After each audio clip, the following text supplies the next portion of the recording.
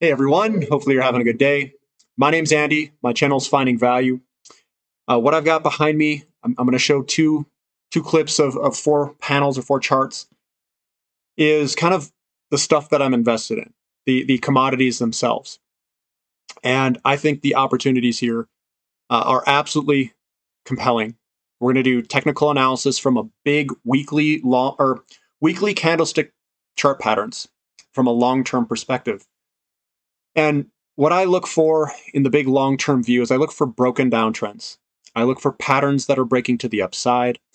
I look for momentum that was coming down, breaks a pattern, goes sideways, breaks a pattern, goes up. These are usually very long in duration. They take a long time to develop. They take a long time, not super long time, but they can take some time to also come back up. And if you can get these big trends right, it can be life-changing gains. But you have to be patient and you have to know what you're doing. We also go over the valuations of all these commodities. We use ratios to do that. And the charts here, when I see them, they are all incredibly good. I mean, incredibly good. Like, I get shivers looking at them. And the one thing I want to make clear here is the charts don't guide my thinking. The underlying structural market conditions is what's driving these charts. So we have charts and we've got lots of people, and what they do is they look for chart pattern breaks. They look for patterns that develop and break to the upside, but they have no idea what is driving the herd to create the patterns. So when you want to invest, you want to tie together a bunch of data and create a thesis and then break that thesis down if you can. And if you can't break it down, then you're probably getting close. And obviously I have a thesis of the real estate market and inflation coming through new housing starts. It's the housing starts going into an expansionary phase, the new loans going against those homes, and it's expansionary, it's inflationary. Now, if that thesis is right, we would see a bunch of long-term charts breaking to the upside. For commodities, for real estate type activities, we would see low inventory in real estate. We would see fast days in the market. We would see all these things, and we would get this alignment. Well, we've got this incredible alignment. It is probably once in a lifetime, potentially, alignment, where we had incredibly low valuations. And we have incredibly high valuations in other assets, which means the money has flowed into those and not into the ones that are behind me. So what I'm going to do is I'm going to go over some of the stuff that I'm invested in. I can describe why I'm invested, what the charts look like, and remember, this is big picture view stuff. So it's big picture. It's not day-to-day movements. It's not month-to-month movements. This is looking at the big picture where we could see big moves to the upside. So as long as the housing starts continue to increase, and they're not going to increase every single month, they come out once a month. You can follow it on Fred housing starts.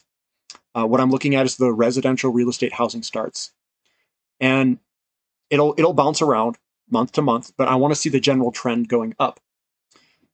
And we have a 5.5 million home deficit, so that trend should go up.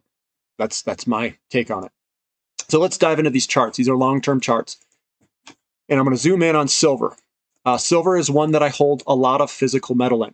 I own of my portfolio in the physical metals. So the physical metals, 20 to 25% of my overall net worth, something like that. And then in that, I own maybe 60% silver, 30% platinum, 10% gold. Something on the lines of that.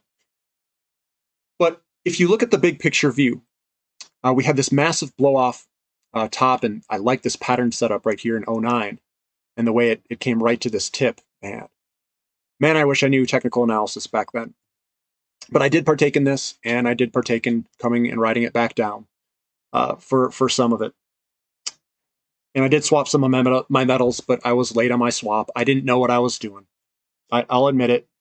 I'm not perfect. I'm a human being just like everyone else. So what we have here is we've got a descending wedge pattern wedged up to the tip here. We broke to the upside.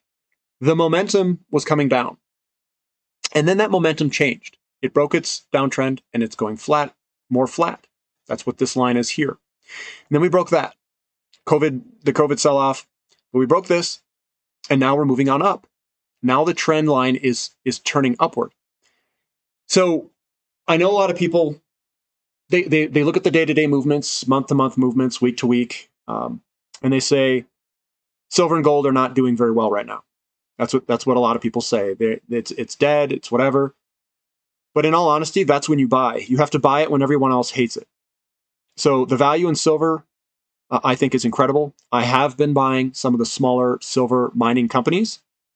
The XAU to gold ratio looks incredible. It is incredibly cheap, meaning that the mining companies are incredibly cheap in relationship to the metals themselves. So silver looks fantastic from a long-term perspective. We have higher lows. Everything's looking good. We break this 28.50, 29 mark and close above it. Remember, we have to close above it. I think it's looking great. And gold, its bigger brother, or however you want to call it, this one also looks good. We entered this kind of cup and handle pattern. It's coming down. It's taken its time. And this is a continuation pattern. It is. And everyone's getting impatient. You know how you lose money, or you know how you miss an opportunity? You become impatient, and then you sell your gold and mining stocks when you should be doing probably the opposite. Now, I'm not saying that this is necessarily going to go up tomorrow, and it very well could, but big picture view, if you've got some patience, the risk reward here, I think, is incredible for gold and silver. And there's other charts that I can show you if you look at some of my other videos on the monetary base, the gold to monetary base ratio, and that just the gold has not accounted for the monetary base. It's so cheap. And you tie in how cheap the miners are in relationship to gold, and my head spins. I don't know what to do. It's so cheap. So I think this is a good one. From a long-term perspective, this chart looks fine. There's nothing wrong with it. You can even draw on a downtrend. It's just putting a big flag pattern right now, and we're about to break to the upside, probably over the next couple of months or so. That's my guess. Now, oil. Man, this is ridiculous. Now look how low this got. I'm sorry, guys. Like, oil is just, it got stupid cheap down here. Stupid cheap. It was so stupid that I had to buy a lot. But here's the downtrend line. It's coming through here. The peak was somewhere in this range in here, about 140, 150. And we broke the downtrend line. Step one. That is step one. In basic technical analysis, what you do is you have to first break the downtrend line. So we broke the downtrend line. We created a high. That's a new high because we broke out of this sector here. We came back and back tested the breakout. That is a higher low. We had a low here and a higher low. Now we broke that high and we're in a new uptrend. And oil, from a very big long-term perspective, just entered a new uptrend. You guys probably thought oil's had a huge run. It's not going to go anywhere. Guys, it just broke its downtrend. Let me repeat that. Oil just broke its downtrend. So upside potential, far higher than what most people can imagine, because small minds can't imagine great things. And you could even say that this is a shoulder, a head, and a shoulder that developed, and that we're breaking out of this head and shoulders. The projected price move is too high for people to believe, so I'm not going to say it. Now, uranium. And uranium is another one that I think is of incredible value. And we had a massive move up. We had this sell-off into a descending wedge. We basically came out of that descending wedge, and we're moving on up. And we're moving up at increasingly faster rates. So you can see downward movement, sideways a little bit, and then now we've got an upward movement, and we're accelerating the upward movement. Anyone who's been on this channel, watching a lot of my technical analysis, you break out, you back test. So we probably came back to 40 on the short term, and then we move on higher. So be patient here, guys. This is not a short-term game. Next, I'm going to show you a couple more charts here. These are some ones that I own. This is REMX. This is VanEck Vectors Rare Earth strategic metals ETF. I think this chart looks incredibly good. Incredibly good, guys. So we had a big double bottom on 16 and 20. And if you bought in 20, guys, I'm going to pat your back right now. Good job. And what this is we're putting in what could be kind of like a lead in, a cup and handle pattern. This price projection is absolutely massive if you were to put it up here. We came down pretty quick. I think we could come up pretty quick. And I have REMX from this point here. I rode it all the way up. I let my profits ride, and I've been riding with a pretty good sum of profits because I put a big oversized mountain here because it's a ETF.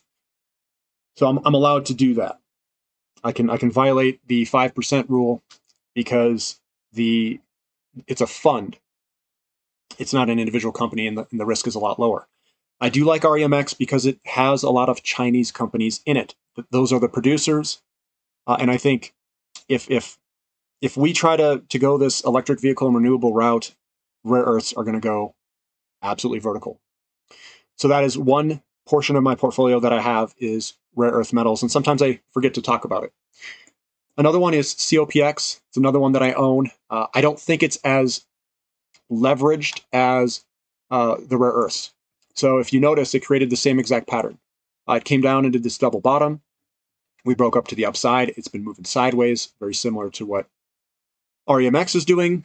And then eventually I think we'll break to the upside because everyone's going to pile into copper because you have to if you're going to implement EVs and solar and wind and all these renewables. So this one looks absolutely fantastic as well. Could we pull all the way back here? We could. We could pull back and do a retest here. It's in the cards and it could happen. If you zoom into this short term, I don't think it will. I think we pulled back. We came up and back tested, and I think we'll probably head higher from here in the short to medium term.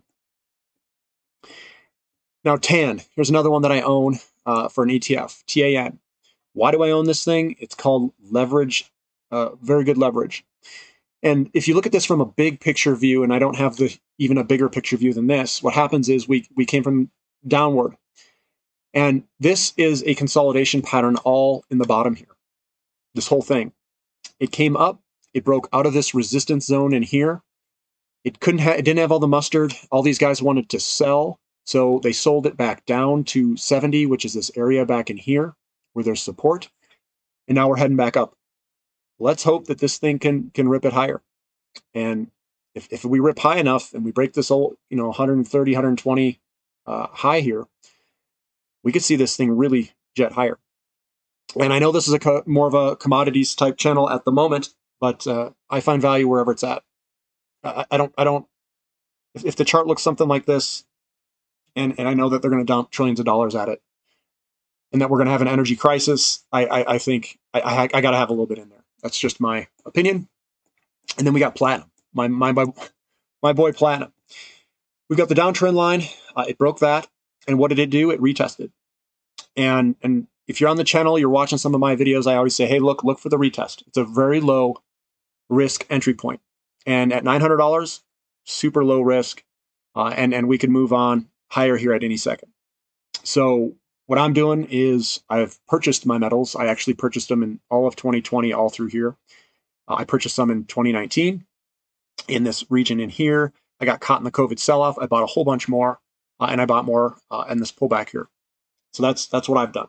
I like the physical metals. I'm not as big of a fan of some of the companies. I know a lot of people look for leverage, and I just look for the physical metal because this is the cheapest on a ratio perspective is platinum against silver, gold, and palladium, and even rhodium.